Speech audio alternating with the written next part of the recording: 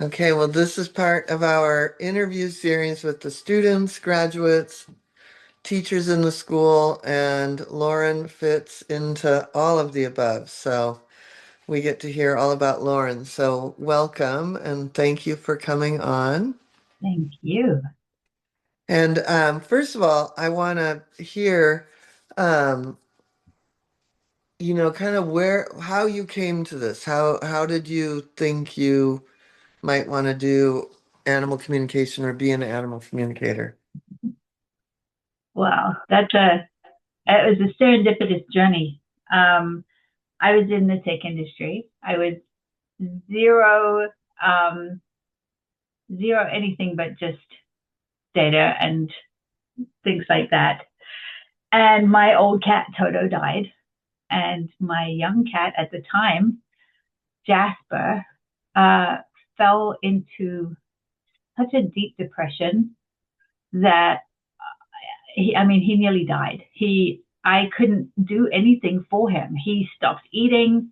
He went from being a sweet, outgoing little guy to hissing and screaming and crying and hiding. And literally screaming. Every time I touched him, I would take him to the emergency room like 3 or 4 times a week. And they'd be like, well, we can tell you that he's in pain, but we can also tell you there's nothing physically wrong with him. And I was at my wit's end. And one of my work colleagues texted me and she said, I know this is a little bit woo woo, but would you consider an animal communicator? And I'm like, at this point, I'd consider a witch doctor. Like, just Hmm. help me. So she put me in touch with an animal communicator, and that blew my mind. It completely blew. I could feel the animals in the conversation. I could feel them. And it was one of those things where I'm laughing and I'm crying and I think she's connecting with Toto on the other side. She's connecting with Jasper. And then what really kind of cinched it for me was she said, did you lose another cat a few years ago? And I said, yeah. And she said, well, excuse my language, but he wants to know when the hell you're going to let him in the conversation. And I fell apart because I'm like, that's Schroeder, and I know that cat, and I can feel that cat. And so after that, I was just gobsmacked and was like, wow, you can do this? People do this? People can talk to animals? So of course, I bought every book in the planet and started reading and, doing little online courses and all of that. And then out of the blue, I got an email from a friend of mine's mom, which is Hmm. like not my friend, her mom. She emails me and she's like, oh, hey, I got this and I thought you might be interested in it. And it was actually a flyer to one of your workshops in Carnation. And I'm like, what? So, of course, I signed up. And I still remember driving onto that property. And as I went through the gate, I literally heard, like, out loud, a voice in my car saying, this weekend's going to change your life. And it did. I was exhausted after the weekend. It was like a whole weekend of therapy because I think I came into the death and dying workshop. Yeah. But it was also, it was the year I'd lost my dad, right? And so there was so much that came up. Um, and just it was so profound for me that I I became one of those annoying people who just tells everybody about it all the time. Broke up with a boyfriend because I said to him, can you imagine if everybody did this? And he's like, what, they don't. And I'm like, yeah, this isn't going to work. so, um, and so that's how I got into it. Animal communication, energy healing. And Jasper, my little old man, he's a little old man now, but you know, he's always the one who brings me back to it. I started with the school, went off and did something else, and then Jasper got sick and nearly died, and he said, well, you know what? I think I might stick around, but there is a condition. You've got to go back to school and finish what you started. And so I took his advice and I did, and now I'm a graduate finally. Mm. But yeah, it's been an incredibly fun journey. And I think what I really liked about, when I found your school, what I liked about it was so evidence based. And that really appealed to me because I was like, I can trust something that is evidence based. And it was also very much like you hold people accountable, you hold people and animals capable. And so it never felt, it always felt safe, and it felt encouraging, and it felt real. And I think that was one of the differentiators for me. And I was like, I think I just found the school I want to be in. Because as you know, there's a million of them out there. So yeah. And what I always like to talk about doubts because I think doubt or discernment, doubt can be discernment, discernment can be Mm-hmm. um, you know, almost a safety. Um, it's what makes us not get hit by a car. It makes us look both directions, right? So, but doubt plays a big role in this at first. What sort of a role did it play for you? Yeah, I think that the big thing for me around doubt was I kind of had this expectation that it would be like angels singing, like you'd connect with the animal and then, you know, and I'm like, but it's not like that. It's ordinary. It's like you and me talking right Pedestrian. now, right? Yeah. And so I was like, I don't know if I can trust this. Like, shouldn't it be like something ethereal? Shouldn't it be like trumpets and angels? And and so it was hard for me to trust what I was getting. Um, and then I also think that there's that old friend of a lot of ours, imposter syndrome. That I can't possibly be getting good at something like this, like that. So there was those two things that were really kind of the big doubt feeders in my world. And so what helped you get over it? I mean, I think the big realization that was like, well, I don't expect angels to sing when I talk to you. I don't expect angels to sing when I'm on the phone to somebody. You know, why am I expecting angels to sing when I connect with an animal? Why would it be any different? And so kind of leaning into the banality of it, right? Leaning into like, this is just ordinary. This is communication. It's just normal and ordinary. And once I could make that shift and not be expecting this big, you know, experience, then I could listen better and I could trust what I was getting and really just have a conversation with the animal. Because that expectation, and that's a really important word that I want to dig into for a minute on the side here. But that particular expectation is, I think a lot of people have that, and I always like to say that, if it were that big of an experience, um, we wouldn't get anything done. No, no, we wouldn't. I mean, it would be like a drug, right? I mean, Yeah. it's enough of a drug as it is. No, yeah, it would take you out for sure. Yeah. But but and it's funny because there are other places where we have expectations, like we look around at other people in the school and go, well, they're doing, like we make up that crazy talk. And we make unrealistic expectations for ourselves. And then ironically, you went away and then so you're kind of like one of the longest students. I am. Yeah, And because I started with you in 2012. and I had an expectation you were just going to join the program, right? And that Yeah. was my expectation because you were so good at it and you loved it so much, and then you went a different direction. Um, And Yeah. did you have expectations other than the angel chorus? At the time, I think I was so excited by it. It was shiny, right? It was a shiny bubble.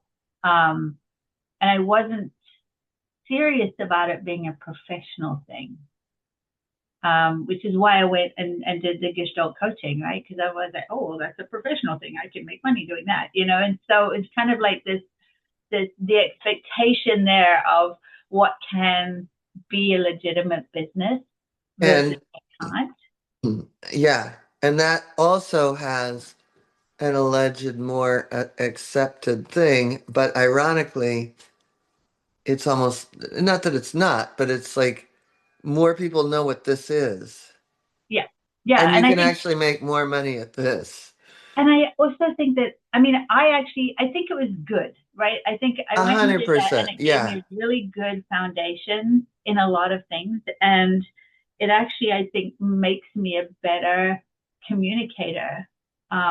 Well, Because you also I'm, have a really important understanding that a lot of like, most of your animal communicators that you can call an understanding about behavior that I think that between that and like our energy healing for animals and some of the other things we do in the school, if you yeah, don't know behavior, you're not really going to help somebody. no. And I think part of it is also knowing how we bleed on people who haven't cut ourselves, right? If we bring our baggage to our relationships with our animals. Yeah. And so sometimes we think it's about the animal and really we need to do our work. And so for me, I think part of that was I needed to do my work. And so I had to go away and do some work around myself, which was part of the coaching program anyway, which is good. And then come back to this with, kind of from a more grounded place, better able to be in contact with the animals. And yeah, no, I think it's great. And of course, one of your other grads, Marianne Howard, she and I met in your school, and she was the one who introduced me to the coaching program. And she and I are still great friends today, both doing animal communication and coaching. So, it's lovely. It's really lovely. And I think, going back to the doubt thing, I think there was something that you touched on there for a minute too, is comparison. We look around each other at the school and we go, oh, well, she's been doing it she's been doing it for a long time. Or, oh, she's already doing it professionally. And so therefore she must be better than me. And, I think part of that work that we do on ourselves in the school is learning to just put that aside. That's not about us. It's not about us in comparison to someone else. It's about the animal. And when we like you say, right? When we put it aside, put our thoughts aside, when we can get neutral, you've taught me so much about that, right? About being in that place of detached compassion. I can still feel deeply for an Mhm. animal or a human, but I don't have to get involved in it. I can hold that for them. Yeah, because otherwise, like the expecting a chorus, that can easily lead to that Yeah, too much in investment is number one, zero boundaries. Number two, dangerous for our own mental health. 100%. Yeah, yeah. Uh, and then, is it possible that at some point the coaching looked more legitimate than this? Yes. And I think partly because of, just the corporate background, right? Yeah.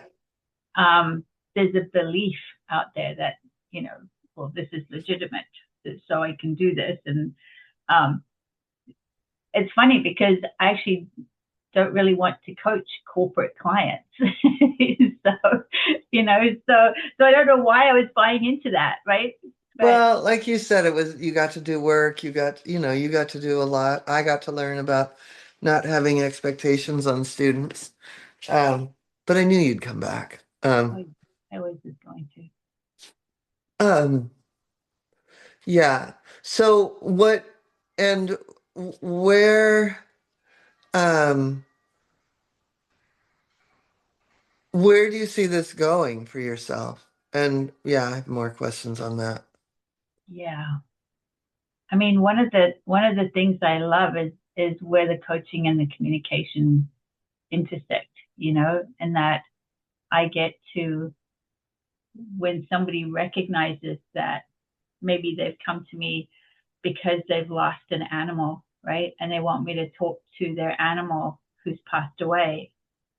And then they realize that they're not dealing with their grief as much as they would want to, or in as healthy a way as they'd like to, right? And then to be able to say, oh, and I also want to clean this up. I also want to clean my own stuff up. So, I particularly love that. I particularly love the idea of, being able to help people really deepen their relationship with their animals by also being better stewards of themselves, and being able to clean out their stuff. I I saw a meme not too long ago about how somebody said at this point, every animal in America is an emotional support animal. And that really hit me hard because I was like, oh, you know, service animals have boundaries. They get breaks. They have kind of, a labor union, for want of a better description. Our companion animals don't. And so there's such an opportunity there for those animals to be heard and for them to be able to express what they need as much as, you know, they're humans leaning on them for emotional support. And, I really think that that's something that we can help with. We can help those animals and we can also help those people. Yeah, I think that's really important. It's sort of like when people say to me, "Oh, well, my animal's mirroring me," and I'm like, "Well, that is nothing to be bragging about. Yeah. That is really kind of a sign of a certain pathology that is leading to animals with adrenal fatigue. Because at a certain point, if you're not taking responsibility for you and your own life, you it's going to be tough on an animal." Yeah. I And just it's said going to that be tough very on you. nicely. That was a very nice way to say it. And Hmm. it's going to be tough on your relationship with that animal, right? Yeah, And well, the eventually it's going to animal, break down. yeah, I mean, the animal may or may not, yeah, it'll be tough. The relationship may be fine, but the health won't be. Yeah. Yeah. So, same when people say, oh, my animal is carrying this for me. Um, well, first of all, did you ask? Is it something that you've asked permission for them to do? So I think that's the other thing. It's like, agency and autonomy are really big for me, right? One of the things that I feel sometimes that we do is we treat animals as this monolith, right? Like, oh, cows, oh, horses, oh, dogs, cats, right? And we forget to look at the individual, you know, and, people say, oh, like all Labradors love to swim. Do they Right. really? Not all Labradors love to swim. No, I Did had you see a Isabella. Labrador? Exactly, right? So it's kind of, I really want people to be able to see the individual that they're having a relationship with. And that's so important. It's important on a micro level, like person to animal, right? One on one. But I also think it's important on a bigger level too. Like when we're advocating for the animals, I'm not going to say all whales. I'm not going to say all cows, all horses, right? Because they're as individual as we are. And I think we need to respect that. 100%. So where are you? You just finished and you've got clients because of the case studies Mm-hmm. and you've been doing it for long enough that of course you've got clients. So, um, Tell us about this journey right now. Yeah. Um, and by the way, I do want to say that the case studies are a great way to get clients. The case studies are a great way to build confidence.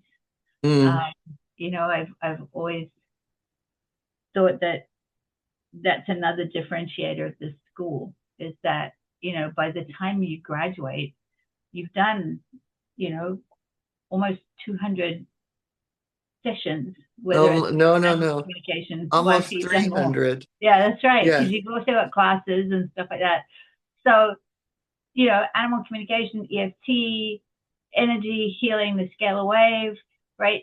So if you don't feel confident by then, you've got that muscle working. The muscle's going. Now you just got to keep it going.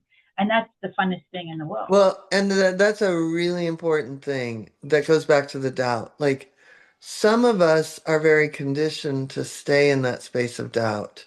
Some of us are very, like it's a habit not to feel confident.